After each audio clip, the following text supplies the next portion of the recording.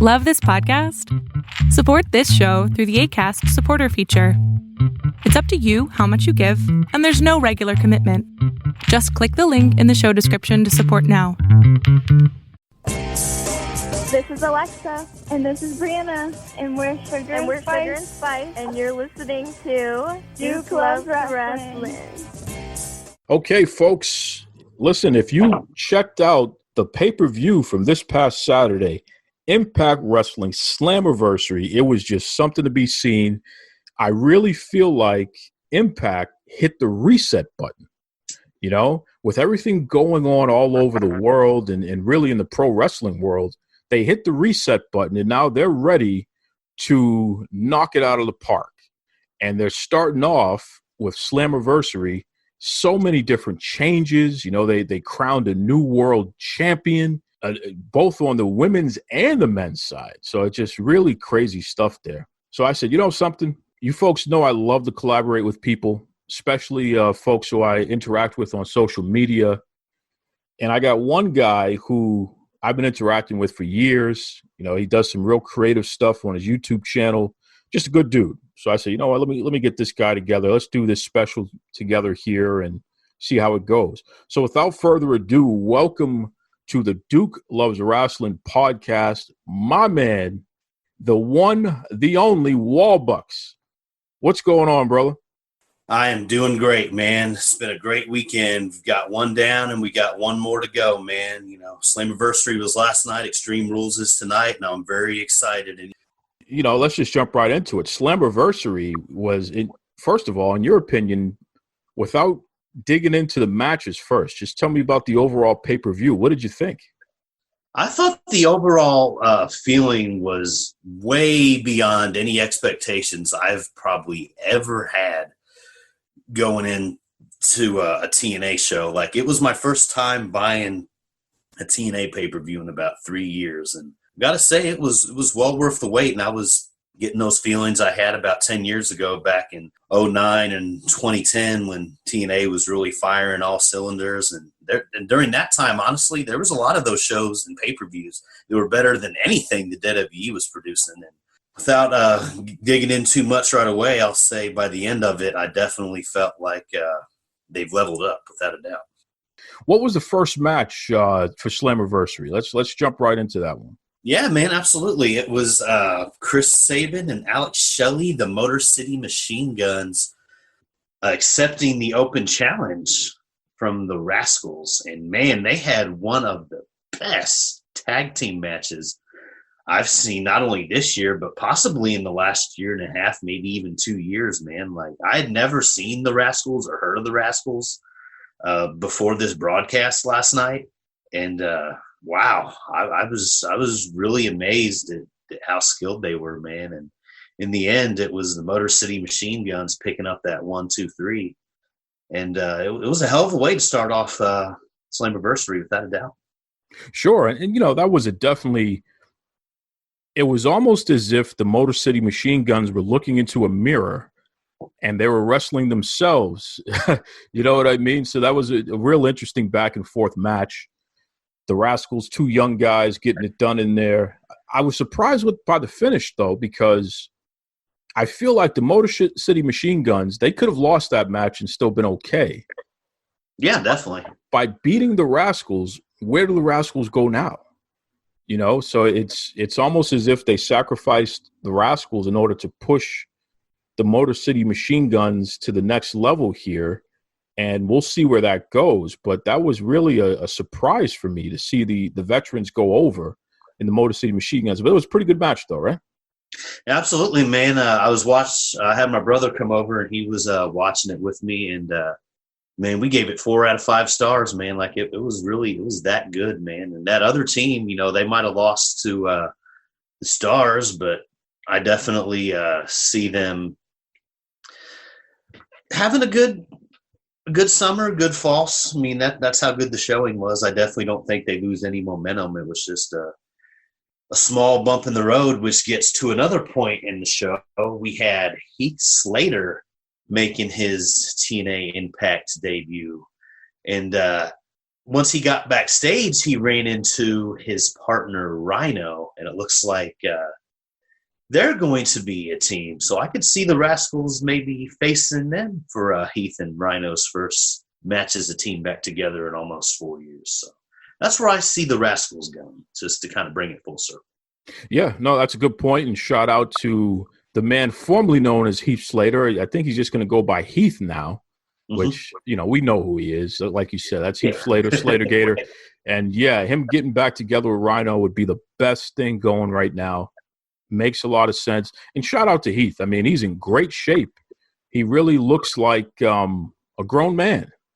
He looks like somebody who understands how it all can be taken away from you. And when he says, I got kids and he's got to take care of his family and stuff, he would say that. And it was kind of a joke because it was just kind of a funny thing to say. But yeah, he actually looks like a guy who has been to hell and back, who understands what it means to go without, to be in a position where you don't know when the next meal is going to hit the table and you have all these mouths to feed in the house. So now when Heath says, I got kids, I got to be out here, I got to do what I got to do. It's, I don't mean to hurt you, man, but I got kids. I got to make this money. I will actually believe him now because he actually looks like somebody who personally believes that himself. Am I onto something there? Absolutely, man. I kind of think that his transformation in 2020 kind of, in a lot of ways, reminds me of the transformation that Ty Dillinger had in the Shawn Spears last year. Like Shawn Spears, once he was no longer Ty Dillinger, it's like he became a completely different wrestler. Like I take him so much more seriously now. Like he went from somebody that I wasn't really a fan of to one of my absolute favorite wrestlers, it's just by tweaking up a few different things.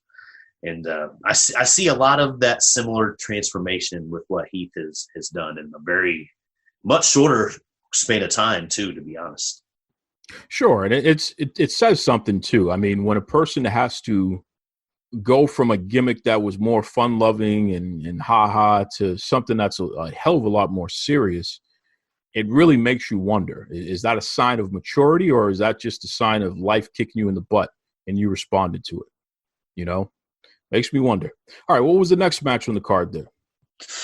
We had the, I believe it was the Gauntlet women's match that I thought it was a little bit different than what I thought it would be. Like usually when you think of a Gauntlet match, it's a one-on-one match. Somebody loses, they face somebody else, so on and so forth, till the end of the set of people has been depleted. But what they did this time is they kind of did it Royal Rumble style, and they had a battle royal, and then until they got to the end, then it turned into a one-on-one regular wrestling match.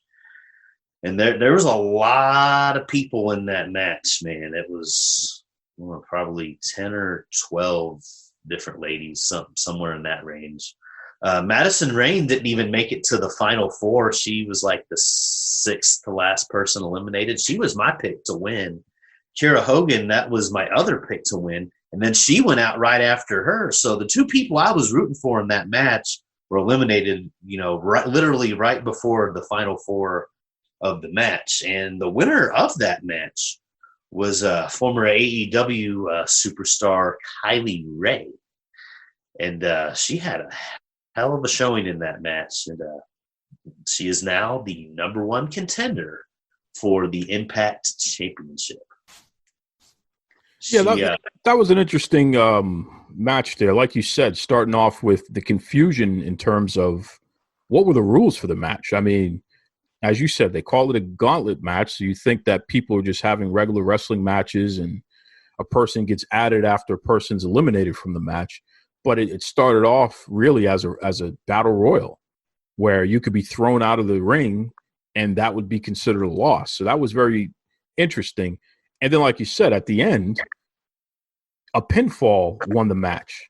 Yeah, which I don't understand why they would put that in there. It didn't register for me personally. It was confusing, and I don't recall And you can let me know, Wallbucks. I don't recall them going over the rules of the match before the match started. Do you recall that? They most certainly did not. So that's what I mean. Just complete confusion. Beyond that, though, I was very impressed with Tasha Steelz. I think she is just a superstar. She's a future champion. She's got a lot of personality. I think she can cut a mean promo, too. She can get it done. She reminds me of an 80s heel, the way that she works, too. So kudos to whoever trained her, and kudos to Tasha Steelz for putting it together. She works like an 80s heel. There's just a lot of fun stuff mixed into everything that she does, including when she's responding to the ref and what have you. So I was disappointed to see her get thrown out, especially as early as it happened. I also was interested to see more of Nevaeh. I think she's a very talented person. Nevaeh is also in Wild Superheroes. So she's somebody that has just really been doing a great job over the past year or so on television in general, So she's really, her stock is moving up, and I think as a single, she could be a real contender for the Impact Wrestling Women's Championship. But in the end, Kylie Rae winning, I didn't like it. I really didn't like it at first. It made more sense after we saw the Knockouts Women's Championship, which we'll get to later. Great. It made more sense from a storyline perspective why Kylie Rae would win the gauntlet match to be the number one contender. But on its own, by itself, I just did not understand that. I think Impact is in some trouble here with their women's division, where they have all these talented competitors, but unfortunately, their baby faces are just so weak. They're very short on baby faces, and they have great heels. So I think that Impact really needs to develop baby faces more, and Kylie Rae is not going to be enough. I really think they got to get some folks who can be dedicated to being fan favorites in order for this thing to be a little bit more balanced, because even in that match, that gauntlet match, all you saw was just badasses in there. And that's great, except for the fact that it doesn't work for feuds long term. You got to have that good versus evil, man. That's the best way to make it work. So we'll see what happens. But again, Kylie Rae with the victory. Confusing match, but still a lot of talent in there. And I wasn't mad at the match. It was confusing. Was really the biggest issue for me. Well, for me, for what it was worth, something I mentioned to my brother when we were watching it was that, honestly, I thought that was one of the best women's matches I had seen all year, even though it was a little bit different in the concept in and of itself. Like, as far as bell to bell, like actual wrestling action, like it was better than any of the women's matches I've seen in AEW since the virus has kind of taken over everything we know and love, man. Like, it's definitely been one of the best women's matches of the whole CV era, honestly. Like, it was decent, man. It was a nice lengthy match, and there's a lot of talented women in there, and it definitely, despite the very valid point that you made of there kind of being a lot more wicked cool heels than respectable, I can get behind these kind of people, good guys, despite that, I mean, they still showed that they have a tremendous, amazing women's knockouts division. And I just was very, very happy with what they gave us, and it was a nice change of pace too. And as a big fan of Royal Rumbles myself, I kind of liked the mini Royal Rumble element of it, so it was fun. I can't complain. 3 stars. Good call. And kudos to Impact Wrestling, who consistently show that they care about women's wrestling, that they support women's wrestling. They constantly feature multiple women's matches on their cards, which is very important because you have so many promotions who, for whatever reason, they act as if they can only show one women's match a week. Like, you show more than one women's match on TV or pay-per-view, then, maybe the world will end or something. Can't do that, But it's really embarrassing when you think about that. And we know who those companies are. But when you see something like what Impact Wrestling consistently does, it is just refreshing and it's respectful. And I'm all for it, man. So, yeah, you're right. And kudos to Impact for what they do. All right, what do we have next? The match placement of this I thought was really bizarre.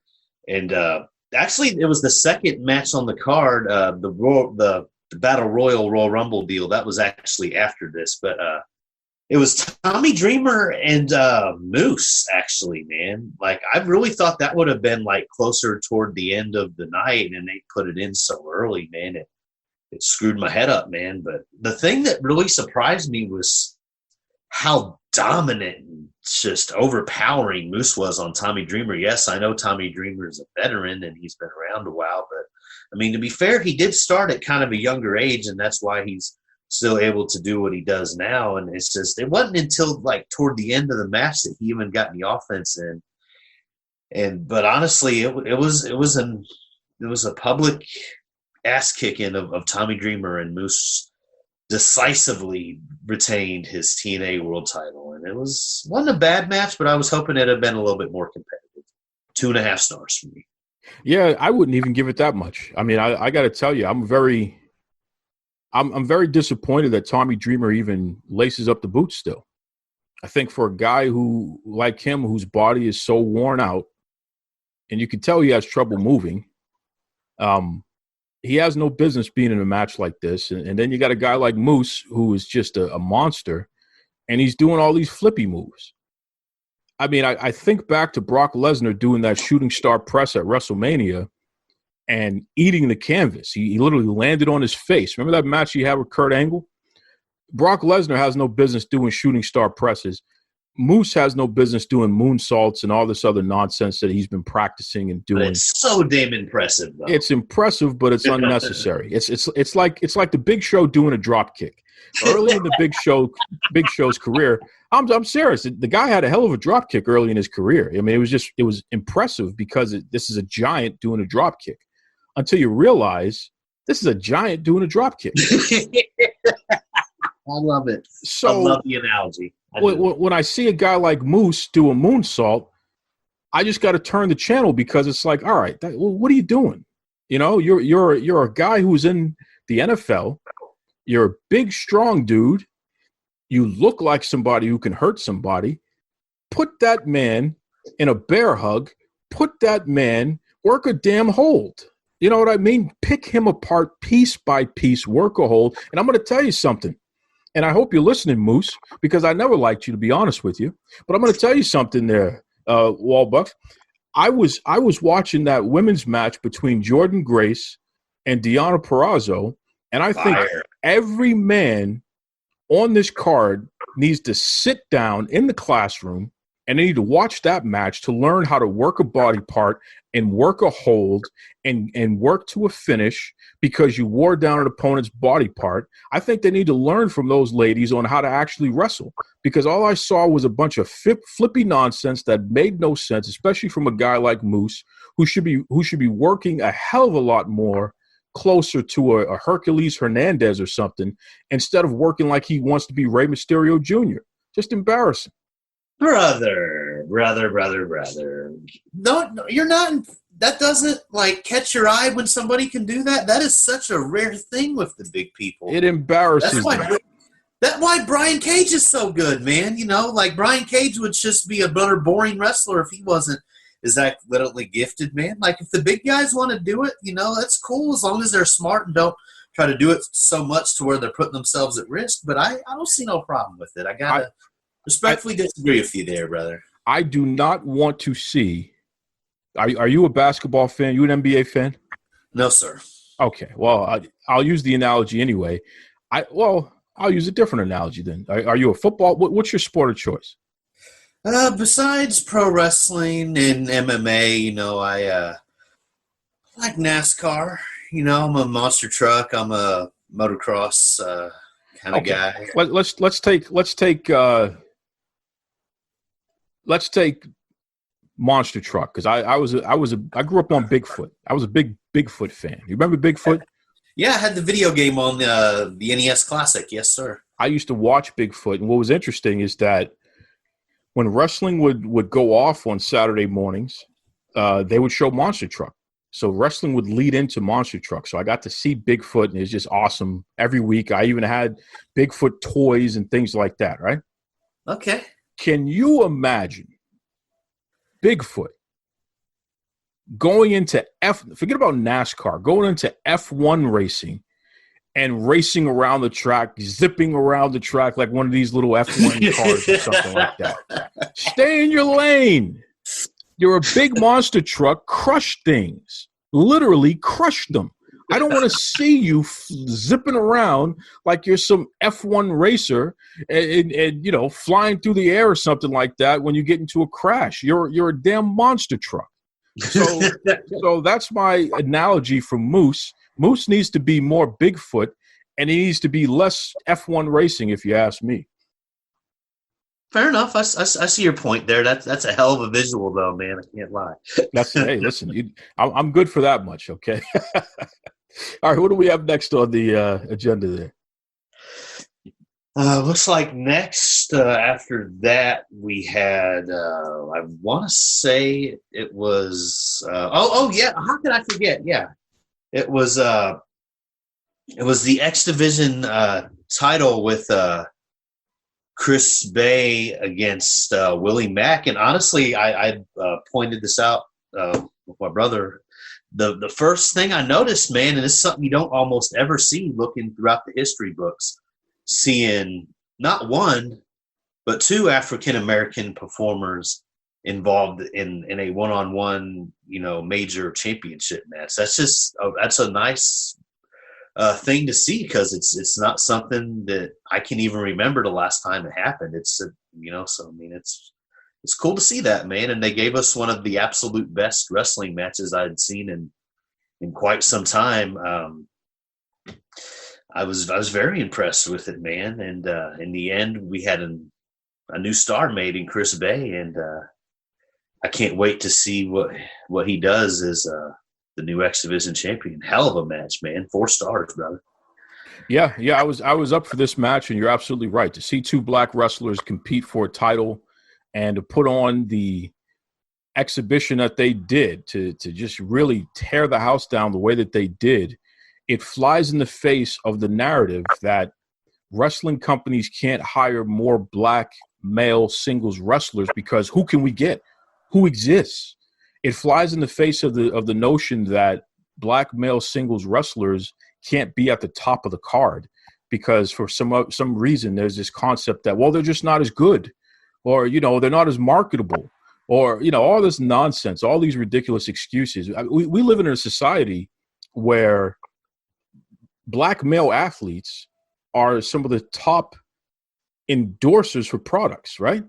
So all these companies, you got your Nikes, you got your food companies, your car companies, insurance, you name it. You see black male athletes more often than not in the advertisement. And yet in pro wrestling, you got these companies who act as if having a black male at the top of your card or as any kind of champion is something that just can't happen.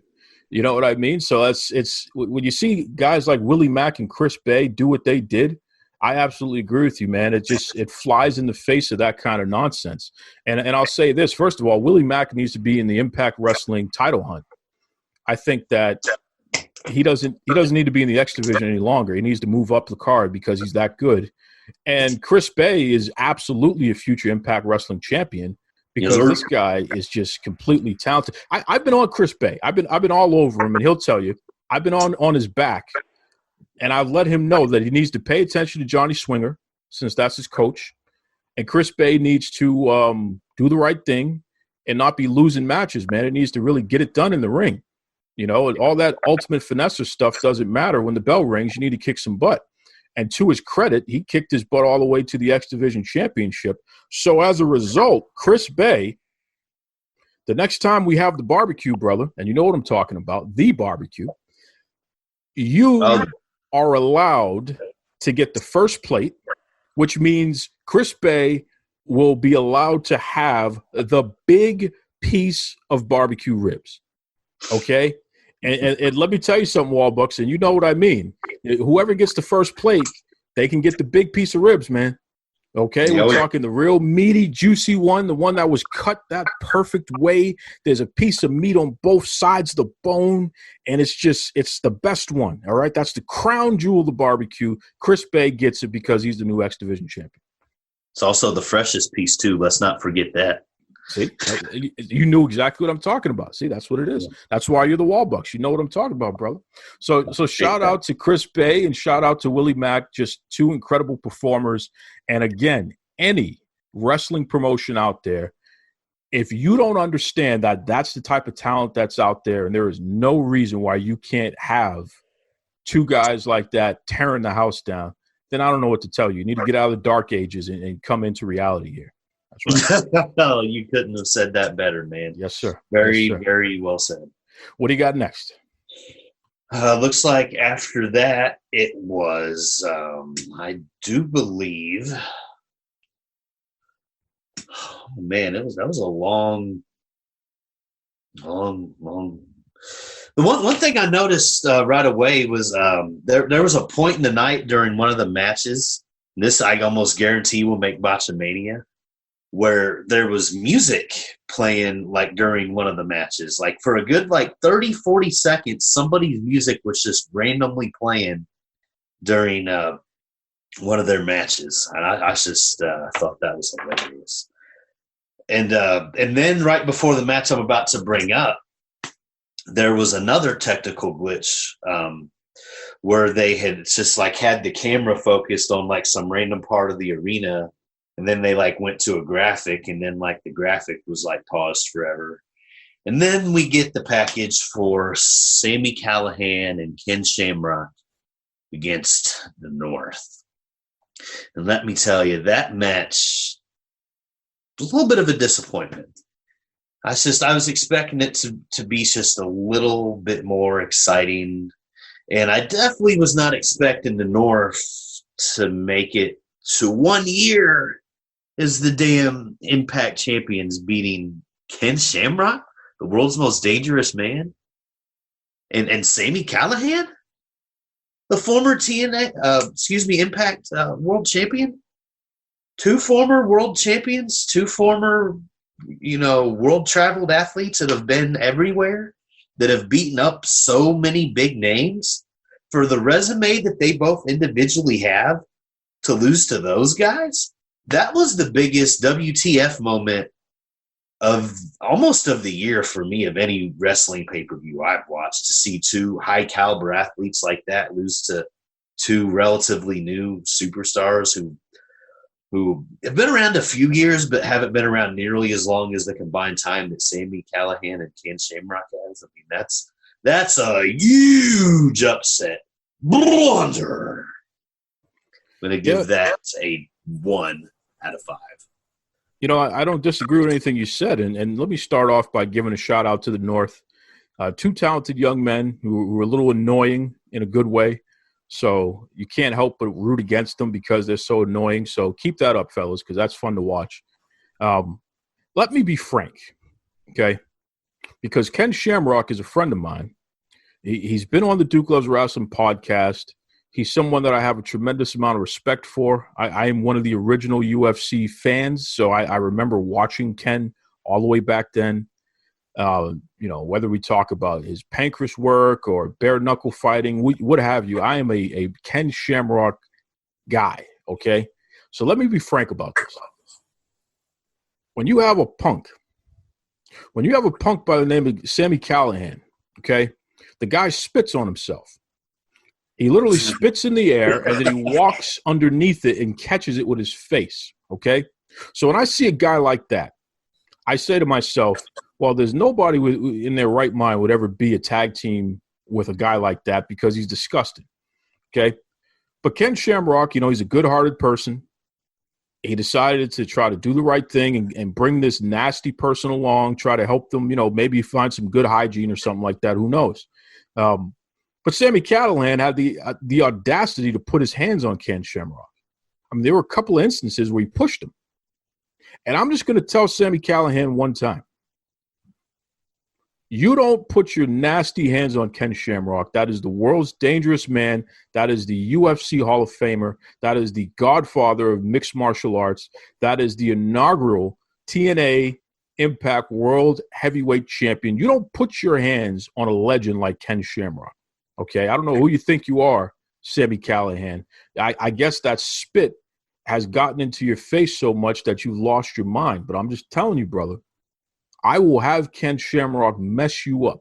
And the only reason why he didn't do it is because we asked him to just, try to go along and get along, try to help a guy out who needs some help, because you do, Sammy. You need a lot of help. But I'm just telling you, I'm very disappointed in the fact that you are the reason why you lost that match. And I'm telling you, I will have Ken Shamrock mess you up if you ever put your hands on him again. If you ever even think about saying anything negative about Ken Shamrock, I'm going to have him mess you up, Callahan. I never liked you. I think you're disgusting. I think you're just not a nice person. And I think that no one should be your tag team partner because you don't know how to treat yourself. So how are you going to treat them right? That's all I got to say about that. Wow, man. Sammy Callahan is from the Midwest, and he wrestled here in Indianapolis about a decade ago, in IPW and FEW and a couple other ones around here. Like him and John Moxley, they were always on a lot of shows together, So I seen both those guys, before they were ever on television, So I always have a very personal soft spot for them, and I can't root against them, But I mean, Sammy is a very dark individual, and I can definitely see how he can turn some people against him. So I mean, I can't fault you there. He's good at being a nurse, I suppose. The only reason why Ken Shamrock didn't punch him in the face is because he didn't want to get any of Callahan's cooties on his fist. Okay, that's the cootie. Never heard that word forever. But don't worry, because I'm going to have Kenny Shamrock put on an extra layer of gloves so he can straighten this guy out the next time he steps out of line. I'm telling you, Callahan, you better watch yourself because the world's most dangerous man, he will knock you out. That's right. That's right. What do you got next? And then after that, going back to the tag teams, it was the Motor City Machine Guns who had came out, and on the next episode of Impact, it's going to be the Motor City Machine Guns, hopefully defeating the North, just to bring it full circle there. But as far as the next match would be, it would have to be the Deonna Purrazzo match where she soundly, decisively, and dominantly defeated Jordynne Grace. And I do believe that was your match of the night, right? Well, I wouldn't say it was my match of the night. I'm going to go with Willie Mack and Chris Bay, but I will say this match is something that the men can learn from in terms of how to work a body part and then how to work that into a submission and win the match. That's, there's no two ways about that. There wasn't any flippy moves in this match. This was an actual wrestling match. This was an actual fight. This was an actual battle for something that matters. So I was very impressed with that. But I will say, though, what disappointed me about this match, and I enjoyed the match, but what disappointed me is that Jordynne Grace, like you said, she just got destroyed. She got steamrolled by Deonna Purrazzo. And I never liked Deonna Purrazzo because I feel like she has a habit of being too tall. And, Jordynne Grace is a monster. Deonna Purrazzo, you have no business being taller than Jordynne Grace. I think that's very selfish of you. I think it's ridiculous that you're taller than Jordynne Grace. Lord. It just doesn't make any sense to me. So I think you need to drop about 3 or 4 inches and stop being taller than Jordynne Grace, because Jordynne Grace is an unstoppable force. And when you're taller than her and you work a body part and you damn near rip her arm out of her socket, I mean, I don't know what to do with that, Deonna Purrazzo. I don't know who you think you are, but we don't do that around here. Okay, so I'm a little affected by this because I did not see that coming, and I'm still disappointed that Jordynne Grace lost soundly in the middle of the ring. Deonna Purrazzo didn't even have to cheat, although I will say she did cheat because she's taller, and that ain't right. So that's what I said about that. I guess, speaking of not right, what I think is kind of weird is, how is Deonna the bad gal in all this? Like, she should be like the ultimate baby face right now after getting done to her what was done to her and being in the position that she was, where she was prior in the WWE. And I don't understand that. How is she being portrayed as the baddie here? Like that really throws me off. That's like my only complaint is like, that she's bad right now. And I'm a big fan of the heels and the bad guys. Always have been, always will be. But I just don't understand why somebody who is clearly in a situation to be propped up and be made into a beloved figure is being made out to be someone that is rooted against, especially against a champion that is almost at like the half a year mark, and she's a very controversial girl from what I understand, and she's made a few people mad. We don't even really have to discuss that, but I've always heard mixed things about her, and I just always was under the impression that Deonna had more of a fan base than Jordynne Grace did, and the right call was made. I just think the roles definitely should have been reversed there, and that kind of threw me for a loop. But overall, I definitely would like to give that. I'll give it like 4.5. It would have been a 5, but I could have went for a few less submission holds. I know that was something that you liked, and I liked them too. But I would have liked to have seen just a little bit more high-impact moves, like some slams and maybe a couple things by the turnbuckles and off the top rope. I would have liked a little bit more of that in the match, and then it would have been a complete 5-star match. But it was definitely my favorite match of the entire show, definitely, without a doubt. Well, I mean, I hope you're not asking for more flippy moves, because that wouldn't have worked for me. We don't need flippy moves in every match, but I just want to reiterate this, and I'm sorry, Warbucks. I know that I'm going to get you in trouble because I'm calling certain people out, and I know that you have relationships with them. I know that you're very good friends with these wrestlers, and especially a person like Deonna Purrazzo, who I understand that, you went to the prom with her at one point. But what we have to put out here is something very important. And I think that for some of these wrestlers, they don't have respect. You don't come in from the outside into somebody's promotion and be taller than them. I think that is just ridiculous, Deonna Purrazzo. And I think we need to check her boots and see what's going on, because, she might have some kind of elevation in there or something like that. Or maybe we need to check what kind of, food she's eating. How the hell did she get tall? That's what I want to know. It's the everybody wants to know. That's it. That's something ain't right, man. And I think that, that's why that she's having a hard time out there. I think people don't like Deonna Purrazzo right now because she's taller than Jordynne Grace, and she has no business doing that. So I'm just going to leave it there. That's a hell of an angle to take, brother, man. Like, I don't even know how to really reply to that, man. Like, of all things, her being taller, like, it's really disrespectful of her. It really is.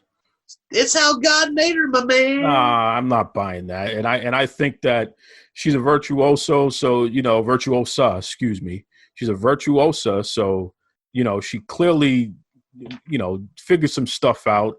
She's part of that whole secret society of virtuoso who they do stuff, and she was able to make herself tall. And I just think that it's something that we really need to get out of this business.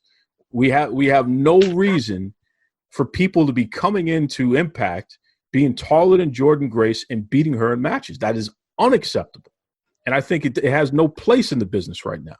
So I'm getting so frustrated. I don't even want to talk about it anymore. I'm so upset about it. Man, you are great for the laughs, man. I love it. Well, let's talk about the main, or some people are calling it the lame event. We got lied to, man. We got conned, bro. It was supposed to be EC3 in that match. It was supposed to be a 4-way, but it turned into a 5-way. And no, we didn't get EC3. And speaking of getting lied to, what else we got lied about that we've just kind of not talked about for some reason is Luke Gallows and Carl Anderson, the Bullet Club, the club, the Talking Shop Boys, whatever you want to call them. They were supposed to be in a wrestling match in action, but no, that didn't happen. But we'll get back to that here in a second. No, we didn't get EC3. Got Rich Swann coming back from injury. I was a big fan of Rich Swann back when he was in the WWE. I enjoyed what he did. Didn't really care for his theme music, but I enjoyed his matches, And then he had that whole controversy, and then that, happened and warped my opinion on him a little bit. And then come to find out it was all bullshit or whatnot. And that got, taken care of, and he's moved on and whatnot. And anyway, he's just, kind of just been here and there, not really that high on the radar. And, we didn't even expect to see him in action. Like earlier in the night, he was shown on crutches, and this son of a bitch comes walking out on the stage, part of the match. The fuck? Really? Then we get Eric Young coming out of nowhere. Wow, that was really, really a wig splitting moment. I just didn't see that one coming. Like, of all people, Eric Young.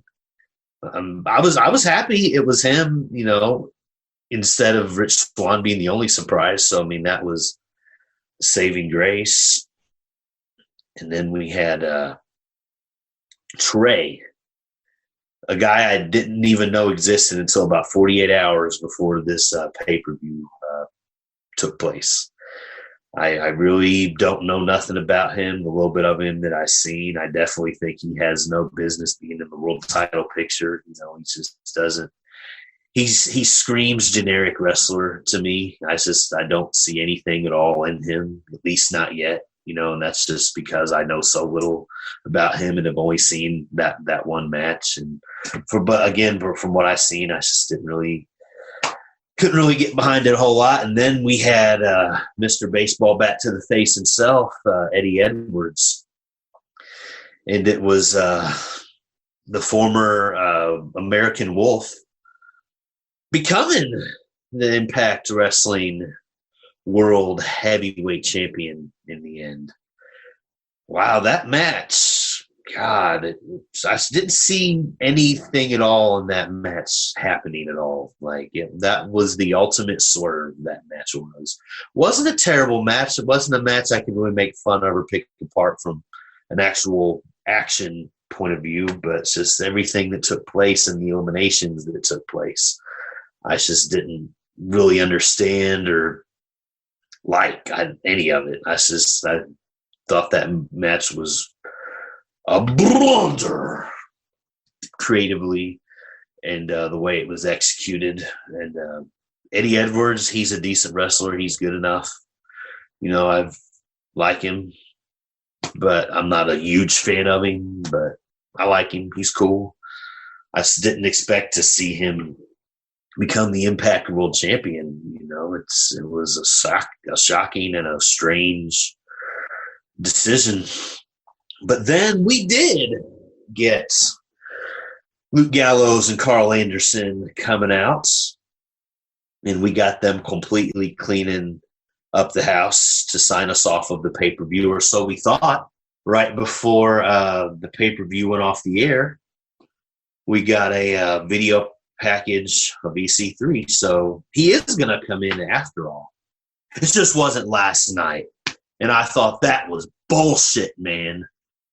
I absolutely hated to see that, man. I really felt cheated when that occurred. But overall, though, I'm going to go ahead and give the pay-per-view thunder, and I'm going to give it a overall rating of a 7 out of 10, because it was one hell of an effort, and they've got me back as a full-time watcher, and I will be watching every Tuesday now.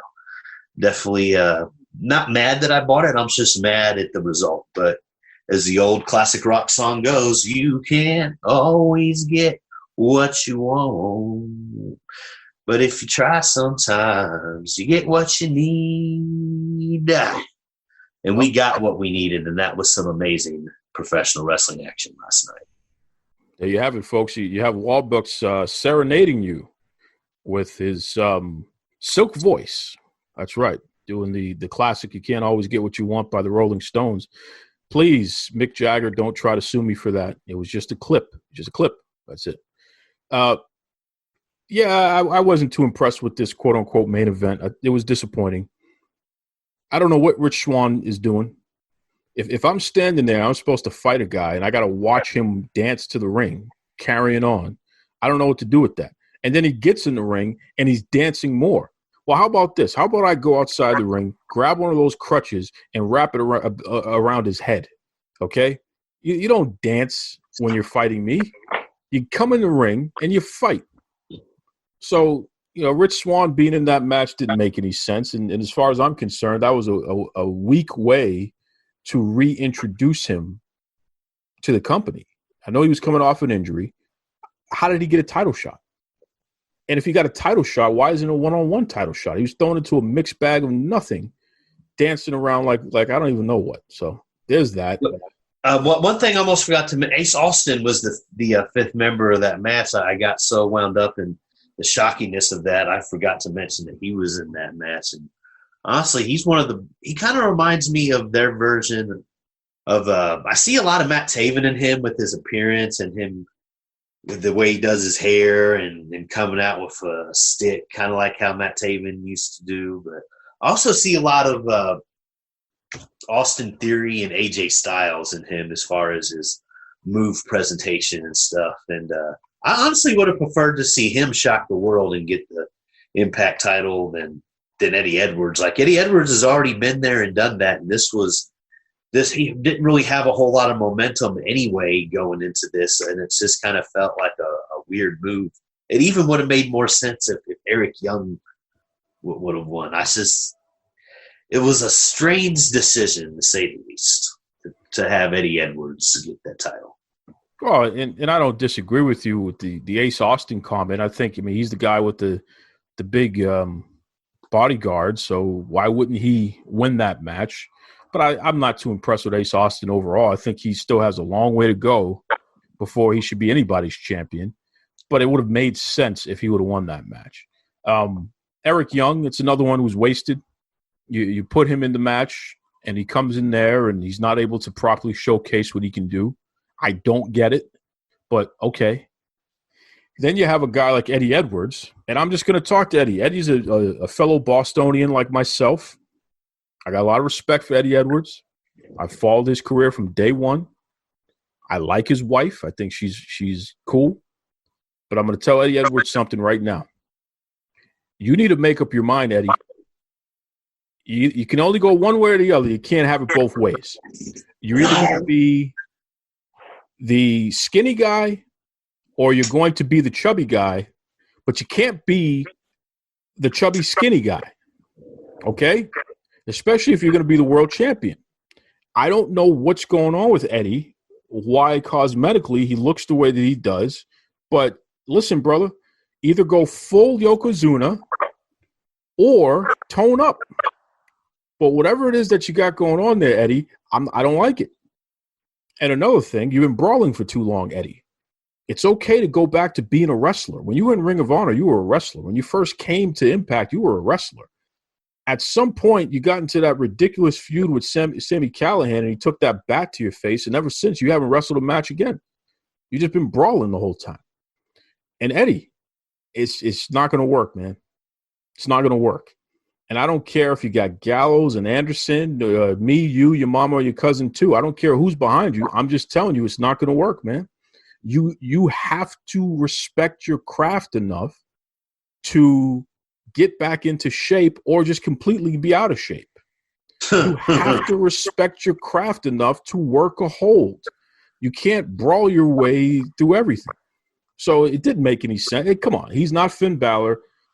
Or Prince Devitt, I should say. He's not AJ Styles. I don't know what the hell Gallows and Anderson is doing behind Eddie Edwards. Eddie Edwards is best by himself. I don't know why he would need a click. And if he needs a click, then get a couple of guys from Boston to help him out. What are you doing with these guys? What are they going to do for you other than turn on you when it's time? So it's an embarrassment, right? And again, I go back to this whole thing here. Like you said, you had EC3's package, which was cool. That was probably the coolest thing that happened during the whole duration of that period from the time that main event started to the pay-per-view went off. And, EC3, he's probably going to have his own stable, and that's going to be cool. But I tuned in to see him. I didn't tune in to see. I don't know if he's skinny or if he's chubby or what. Eddie Edwards winning the title. I just don't get it. I don't get it. It doesn't make sense. The guy wrestles with a shirt on because he doesn't know which way he wants to go. Listen, brother, let the belly out or tighten up. I've been in quarantine. I got my quarantine belly. I'm not ashamed of it. I'll walk around my shirt off too. Come on, Eddie. Let it all out, brother. Represent for the chubby guys if you're going to be chubby, or tighten up. This is Tony Schiavone, and we're desperately out of time on Duke Loves Wrestling.